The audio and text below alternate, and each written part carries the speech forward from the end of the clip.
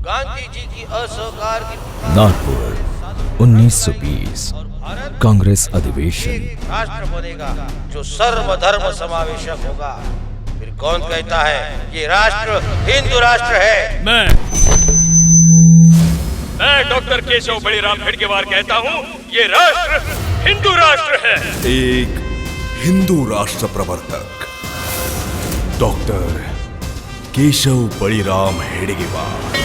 बच्चों, हमारी महारानी एलिजाबेथ के जन्मदिन पर मिठाई बांटी जा रही है। यह मिठाई हमें गुलाम होने का एहसास दिलाती है। मैं ये मिठाई नहीं खाऊंगा। डॉक्टर साहब जिंदाबाद! डॉक्टर साहब जिंदाबाद! सज्जनों, देश कार्य करने पर कारावास क्या, सूली पर भी चढ़ जाने के लिए हमें तैयार रहना है। पर कारावास में जाने से स्वर्ग प्राप्ति या स्वातंत्र प्राप्ति होगी, ये सोच मत रखो।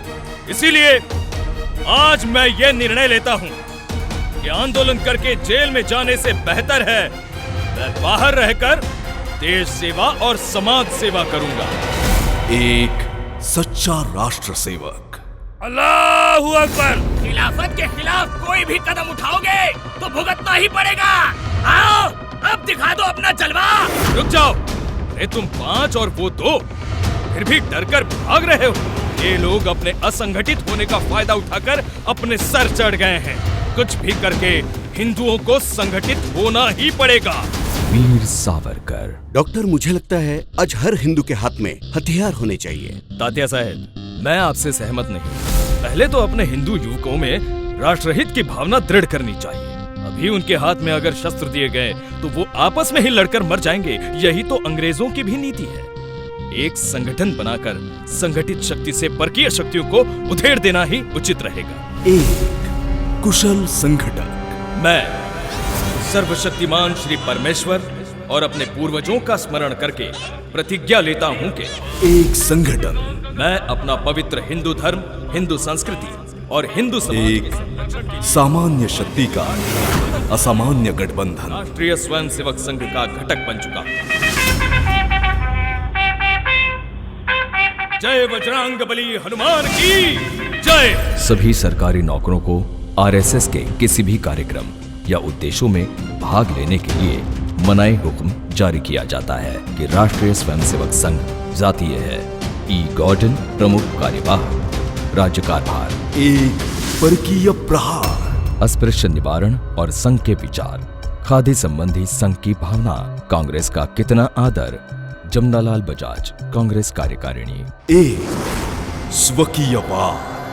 कांग्रेस की गतिविधियों के बारे में संघ का क्या रुख है? संघ ने अपने किसी भी स्वयंसेवक को किसी भी राजकीय संस्था या पार्टी में कार्य करने के लिए मना नहीं किया है।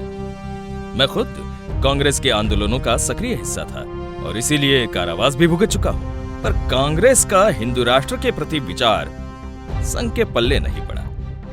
इसीलिए अपनी सोच में भिन्नता आई। संघ एक स्वयंसेवी संगठन है, कोई राजकीय पक्ष नहीं। एक राजकीय नहीं, राष्ट्रोपासक। ये किन लोगों का संगठन है?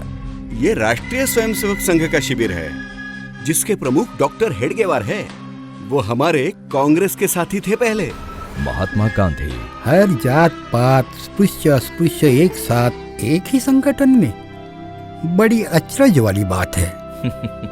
जी बापूजी, हम स्वयंसेवक एक दूसरे को सिर्फ भाई मानते हैं। राष्ट्रहित के लिए संगठित हिंदू भाई।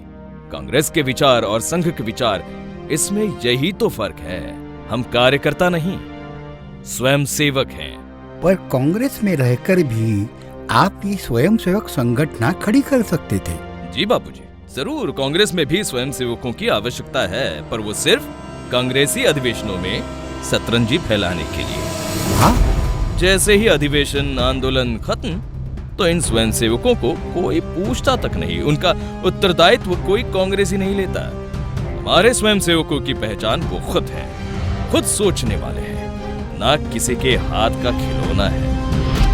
पंडित नेहरू, फैजापुर।